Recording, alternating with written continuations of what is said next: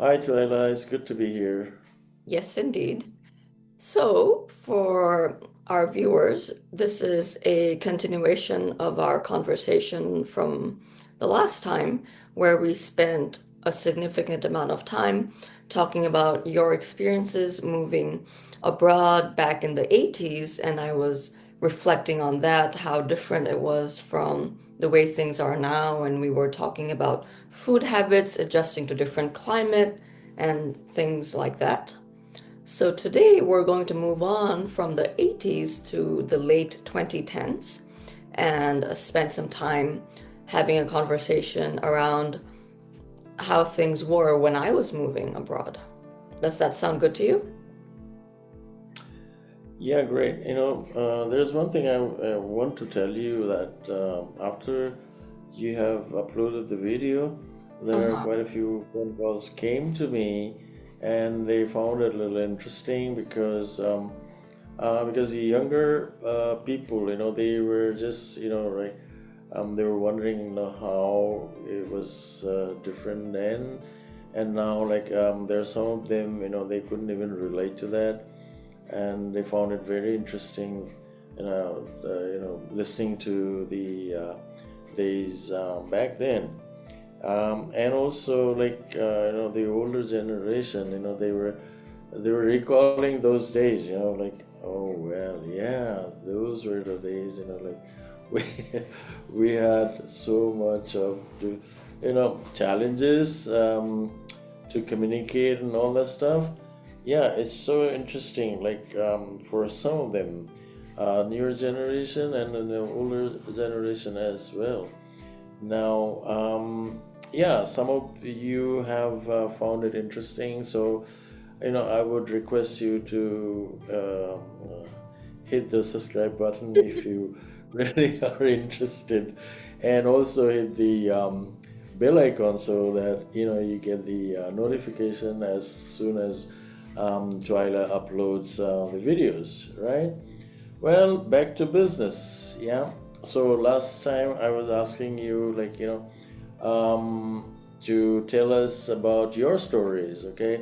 I said I want to ask you certain things, regarding the experience that how you moved to US for studies after you graduated um, for in like after 12 you went overseas, that is US, for your undergrads. So that was kind of really was interesting, so let's listen to it once again, and see, like, let me also recall those days. Okay. Well, Twyla, I remember when you were preparing to leave India and go to US for your undergrads. Could you just run us through the experience that like how you started the whole thing, and then what all went through you and all this stuff. Just give us a little bit of idea, how what was happening then, with you. Yes.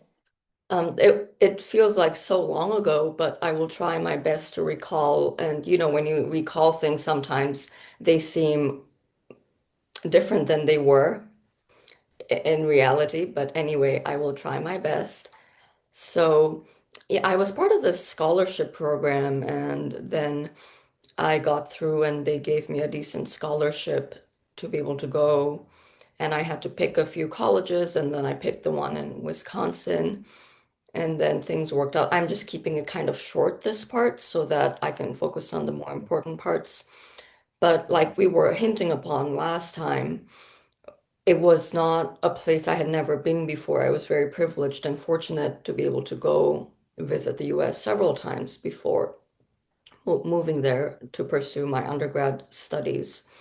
So I was not so much worried about the culture shock, and this was something I had been wanting to do for a long time. So I was feeling really excited and energized about the prospects of me being able to move abroad and pursue my studies there. So it was mostly excitement, not so much nerves. And then once I got there, again, I was very familiar with the Midwest, but I do remember I was thinking about it actually while preparing for this conversation. I was thinking about it like, what were the things that did shock me? So there were, I think, I think there were three things I distinctly remember that were kind of new experiences for me. The first one was that it was not snow, but it was in October in the fall when the days started to get shorter and it was getting dark. I remember not feeling very well, like physically not feeling well.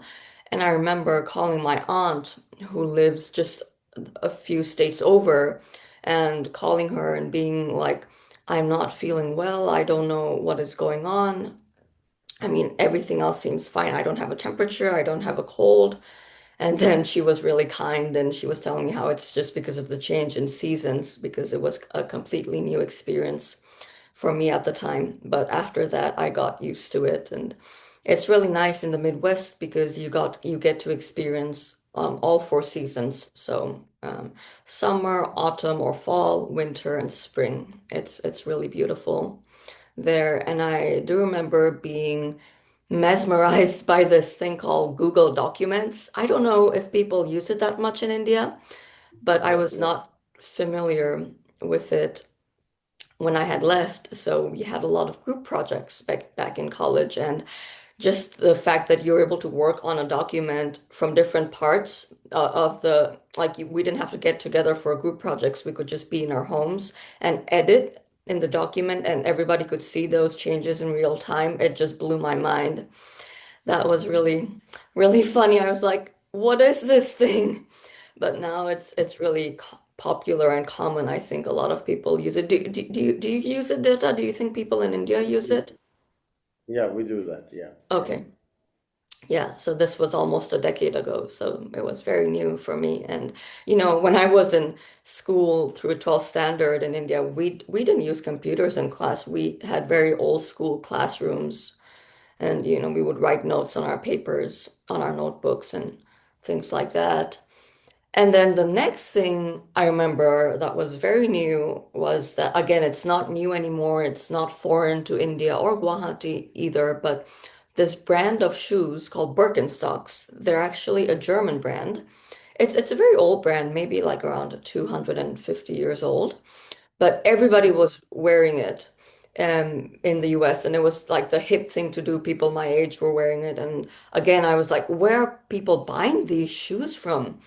They're not the most beautiful looking shoes, but they go with all your outfits and things like that.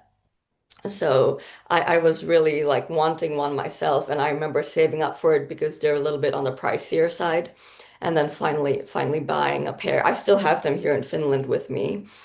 But the funny thing about that is that they're made of cork. The footbeds are made of cork, and the top part is made of leather. So you're not supposed to get it wet. But every time I would wear it, somehow it would always rain. I don't know how it works. So I don't wear it that much, afraid that it'll rain and my shoes will get ruined. But now even in Guwahati, I know the malls, they have Birkenstock outlets. But yeah, those were the three things that really that caught my attention. Mhm. Yeah. Yeah, yeah. There's certain things that I remember you telling me. There's one thing I really remember that you never wanted to share your room with anybody. So entire your undergrad periods, you stayed by yourself, and I mean, it was that somehow or the other, you managed to get one room for yourself all along. So how did it happen actually? It's very rare kind of a thing. Yes. To be honest, I have no idea. I never asked anybody, and I don't know, but I got really lucky somehow, at least for the first 2 years, because m my room was the only room on my floor that was a single, and it was a really big room, and you saw it. Do you remember? You were there, Yeah. and it was a really spacious room, but somehow it worked out. And then after the second year, I was a resident assistant, and the way it works is that in a lot of the US colleges, if you are a resident assistant, you are guaranteed almost always a single room. But it's Yeah. it's it's a competitive process to get that position because naturally everybody would want that, right? And they compensate you quite well too. So, Mhm. yeah. Yeah, Twilight, you know what? The education is so expensive in the US, right? Yeah. So it's so expensive that, to fund the whole thing is quite impossible, right? Yeah. So you managed to get the scholarship, and how did you manage all that? Your studies, your staying there, and whatever the pocket monies or whatever you call it. How actually it worked out to be. Yeah. Well, sometimes I wonder that myself. You just go there and I was young and enthusiastic. Sometimes I feel like I was way more enthusiastic about life than I am now as I'm getting much older, closer to 30s almost. Just I think I had a more zeal for life at the time and being so excited about this life ahead of me. So that was Mhm. also the first time, you're right, that I had started to work and earn money and make some pocket money, which was a really good feeling. And And you know what? There's one thing I just wanted to ask you because for undergrad students, it's very difficult to get a job there, even though if it's a campus job or whatever it is. It's not that easy because it's for masters it's easier, but then for undergrads it was not easy. But he somehow managed to get it. yeah, I'm not too sure what the campus job or on-campus employment differences are for masters and for undergraduate studies, but just like with most things in life, you just have to keep getting up, and then every time you fall, just keep getting up and keep trying. And then hopefully something works out. And like I said, this was something that I really wanted. And at one point, we weren't sure if moving there would be the right step, the next best step for me, right? So there was a lot of Mhm. negotiation, a lot of back and forth about when would be the best time for me to move Mhm. there, because I know it takes a lot of resources to make these life changes. So when things did work out, I felt like, this is what I could do sort of to honor everything that has been done for me to be able to be at that position. And yeah, I started working at a cafeteria, and it was a really fun job. I think I would like to advise people going to undergraduate studies to make friends with the people who are cooking your food. There are a lot of privileges when you make friends with the people who make your food. So Oh. I think I somehow figured that out, and it served me well all 3 years of college. And yeah, you just keep trying, even if you get rejection sometimes, you just keep trying. And it's very normal to get rejections, but you keep going. And because I went to a small liberal arts school, I knew so many people. I knew like my professors, I knew their children, I knew their families. Like I remember one time going to a professor's house for a Thanksgiving meal, and I still remember how delicious the food was. It was all vegetarian food because at the time I Mhm. was vegetarian. And yeah, those are some of the perks of living in a or attending a small school. You kind of get to know everybody. Yeah. Mhm. Yeah, and you were working multiple jobs and apart from your studies, and you did really well in your studies because you completed your credits before time. Can you just run us through that? Yeah. It's so hard. It's so hard to say good things about yourself sometimes. But yes, I will try. And I did finish my studies in 3 years, and that too, like it was COVID. I graduated in 2020, and COVID was at its peak at the time. Yeah, and again, like these are the things that I knew even before starting my studies there that I wanted to do. Like for instance, get a job and then try to finish early. So I kind of was able to make like a draft, a game plan in my head. And I remember emailing the admissions people asking about what are the possibilities of me being able to do that or how realistic it even is to be able to do that. So they were kind of helpful in telling me how I could make that work potentially, but we weren't too sure because we didn't know what that would look like, and not many people do that. Also, there are a lot of benefits and disadvantages to trying to finish your studies, before the 4 years. For me, there were more pros than cons. For somebody else, there might be more cons than pros. So that's that. But yeah, I ended up taking a lot of classes, more than the average course load. Hence, I ended up having more credits at the end of the 3 years. And then also a lot of our internships that we did, they would count, we would get academic credit for it. And my advisors were all really supportive because I was kind of doing well in my studies. So they couldn't say that, oh, we're not going to let you do these extra classes or internships because then your grades are going to fall down. So Hmm. thankfully that didn't happen. And I was doing really wonderful internships. Like I remember working at this elementary school where I was teaching third graders music, and then I was working at another daycare doing music and movement classes with kids who were 2 to 3 years old. And then I was still getting credit for doing that. So Hmm. that worked out. And I remember taking a summer class as well online. I got credit for that. So things like that, you have to really know beforehand because once you're there and then you don't know, because if you're trying to condense your studies, even if you don't do enough one semester, you kind of lose all that time.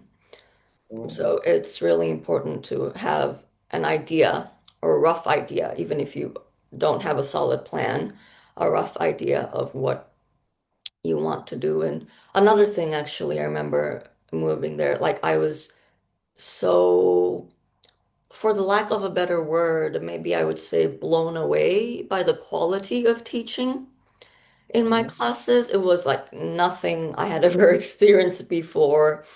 And again, because it was a small liberal arts school, we were about, how many students were we? Like the whole camp, all of us. Maybe around 3,000 students or something like that. Oh, Do you remember? okay. No, I don't remember anything like, what is the strength of the students actually. Yeah, perhaps somewhere around the 3,000, maybe 3 to 5,000. Anyway, so all my classes were very small. I had maybe 20 people, sometimes 10 people, and they intentionally keep it small. So there were a lot of discussions in class, and everybody would put in effort into preparing for the class, and so would our professors. And you could really tell that the professors were not going to work just because they needed a paycheck or just because they needed to pay the bills. You could really tell that they cared about what they were teaching, and Hmm. they really cared about the subject. And they would have office hours during the week, which is where you could just go to their office and chit chat with them, which is what I always enjoyed. And I'm still in touch with a couple of my professors even now. So you really get to bond with them and know them, and they treat you really respectfully, and they treat you as an equal almost. So which is really a wonderful experience. And I really like, I had some friends who would complain about not liking a certain professor and so on and so forth, but I really couldn't recall every time we had to do class evaluations after a class. I didn't have a single bad class experience. Again, like it's not that it happens every time, things just somehow aligned with me. But I do remember I had taken a Greek class and I had to drop out of it. I was too adventurous. I'm like, I'm not taking Greek. I didn't understand anything, so I just dropped that class. There's one thing, in India, um, the Um, the question about facing any racial discrimination or something like that, Yeah. have you ever felt that during your undergrad time? I did not. Um, I don't I don't recall anything Mhm. like that. But I do remember people saying, um, commenting, or some people would say it as a compliment that they would tell me, "Oh, you speak such good English." So I'm not Okay. saying it as a racial thing, but it goes both ways, right? Somebody could take it as, "Oh, they're really complimenting your way to speak and your way to articulate yourself." And Mhm. on the other hand, somebody could also um, say or assume that they're being like, there's this term called microaggression, right? Where they're not directly making a racial statement, but these assumptions that people make that, oh, that, because I went to school in India. When I went to school from like kindergarten through 12th, we spoke in English, we studied in English. And in fact, I can Mhm. write and express my thoughts and do research in English, which I cannot do in Assamese, which is my mother tongue. So Mhm. now English is my first language Yeah. because that's Yeah. the language in which I reason in, which I can write, academic writing statements. I dream in it. So Mhm. that I do, but and I consider Assamese my mother tongue. But Yeah. no. So that's the only thing that I didn't know what to make of that. All right. And again, perhaps because I was in, we would call it like the Beloit bubble. Because with these Yeah. liberal arts schools, right, they're very liberal. They're supposed to be very open-minded and liberal and accepting. So Mhm. those things like that. But even I was also connected with the greater Beloit community, as you know, and I know I don't remember facing any racial situations where I was targeted for my race or for the color of my skin. And again, this is my experience. Somebody else may have gone to Beloit College at the same time as I did and may have had a completely different experience. I don't negate that, but this is my experience and this is how it was. I had a really pleasant experience. And then also, I remember the other thing, again, looking back at it now that I'm almost close to 30s, I have a more secure sense of self than I did when I was 19, because at the Uh-huh. time I just wanted to fit in, right? Nobody wants to be an outsider when you're on your own in a different country.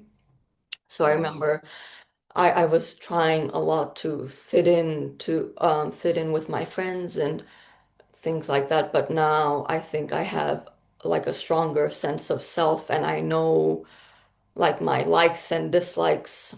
So now if people would tell me of something that they like, and I would also say I like it, even if I wouldn't, just to sort of fit in and for them to consider me as one of them when I was like back in the day about 8 or 10 years ago.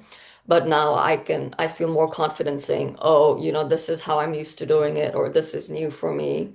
And I don't mind at all at this point being an outsider. So yeah, Yeah. yeah, And you had this privilege of having some families as friends.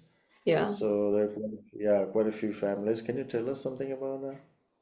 Yeah, and like I said, I really went all out with my undergrad experience, and I made friends with a lot of people in the community. Again, I'm still in touch with them to this day, and it was really nice to kind of get to know them and live sort of like the Midwest American lifestyle. Like I remember going strawberry picking in the summer and going out to Yeah. there's a mill where people can go visit and check out this really old mill.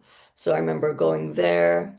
Where else? Oh, and like water shows. I've done all kinds of things. And also, funnily enough, there was a couple, and of course you've met all of them, who spent Yes. time in India going to boarding Mhm. school. And when I met her, she was maybe in her 50s or probably early 50s at the time. And she spoke a little bit of Hindi too. And I remember Mhm. sometimes on Sundays after church, we would go to this Indian restaurant and eat Indian food. and speak English or and have be in community together. So yeah, I was not that homesick. Although Mhm. I love you and my mother very much. I had a really wonderful supporting community. Like we were talking Yeah, about angels, right, last time. yeah, And so I had a lot of trail angels in Beloit yeah, and friends and classmates as well. Yeah. yeah, Yeah, I know because I think it's really important when you're leaving your home in your home country at a young age. Again, as you know, since I'm so interested in psychology and development, like they say, right, until the age of 25, on average, like your prefrontal cortex, which is the front of your brain where you make your most like executive decisions, it's not developed. So you're still growing at the time and you're still mhm, forming your belief systems and figuring out who you are and your self sense of self. Not that you cannot change when you grow up, but a lot of your core beliefs form at the time. A lot of developmental theorists say. So I think it's really important that you try to have good experiences because if you kind of feel a sense of abandonment or a sense of defeat so early on, it's hard to get out of that. You know, it takes effort to get out of that. And the ones like us, people like me, who are lucky to have had such a supportive community, it helps us keep going forward, you know, gives us a secure base to use attachment theory terms to keep moving forward and doing the things you want to do. yeah. Yeah. Anyway, how much time do we have? Yeah, it's so funny. Every time we start, we're like, what are we going to talk about? We don't, of course, we discuss a little bit, but we don't talk point by point. And can you guess how many minutes we've been going? Yeah, Can you guess? I don't know. We're at like I have no over idea. 26 minutes. Oh my goodness, really? Yeah, yeah. Oh, wow. Oh my. In any case, uh, I mean, you have learned driving there in Beloit, Yes. yeah? So you had a lot of fun learning the American way of driving, Yeah. yeah? Can you tell us just a little bit of it, and then we'll wind up for today, and maybe, we'll dive deeper into it. Maybe next time we'll talk about Harvard and everything, yeah? So tell us about the driving experience in Beloit. Yes. So, the good thing was that I didn't like, of course, when I was little, I would sit on your lap and you would let me, hold the steering wheel a little bit. But other than that, well, I guess I did take a few driving lessons in India, but not so much. I didn't drive by myself in India, so I think it was good because it's the other way, right? It's left-hand drive in the US. So yes, I had to take driving lessons there, and that's where I got my license before moving to Massachusetts. Um, and then I had to practice driving on my friend's car, which was again, it was a fun experience. It was a small town, nothing too exciting. But one funny thing was that my driving instructor, she was from like a driving school. I think it was Rock Valley Driving School. I still remember, but I don't remember her name. And Yeah. I remember telling her that I was studying psychology. And whenever we would drive, she would start telling me about her issues with her mother. And and I regret telling her I should have just said I'm studying like I don't know computer science or cybersecurity. I don't know, but also I was just an undergrad student. I don't have licensure to practice counseling or anything like that, but perhaps she just wanted to share. And again, like I said, I was too naive at the time, so I would just listen. I was just trying to be a good student and listen to her and just nod and agree and try not to make a big deal out of it while staying focused on the road. So that was really funny. There, Yeah. there are jokes in the like in the therapist community, if you will, that when you're on a plane or something, you never say you're a therapist. Not that I am a therapist, but you just say something so that people don't start telling you their life stories. Oh yeah. Yeah. Yeah. Yeah, actually, I was thinking about, I was looking at our video from last time and I was wondering if there were any similarities from when you had moved in the late 80s, like you were saying, and then when I moved, in 2017. And I don't know, I couldn't really identify a common thread. Do you think there's something I you don't, I don't think there's any common thing, you know. It's so different then and now it's so different. Yeah, I thought I would be able to have pick out some similarities, but yeah, it's so different, even though it's just a span of how many years? So in the 80s, like 30 years or so, maybe? So yeah, somewhere around that, yeah. Yeah, so like 3 decades and no similarities at all. Yeah, it's It's really different. Yeah. interesting. Hmm. Yeah. Anyway, Twilight, it was so nice talking to you, remembering all the experience that you went through, and then we'll talk about certain interesting things maybe in our next conversation, and we'll share some informations probably, you know. And in the meantime, if you have any questions, like if you want to comment and you can where you from, write to us and let us know where you from and what if you have any questions you can. We are always, you know, there to answer your questions. Like some, as I told you in the beginning, somebody called me and talked about different things, so we would like Yeah. you also to put us some questions so you know we can answer your questions.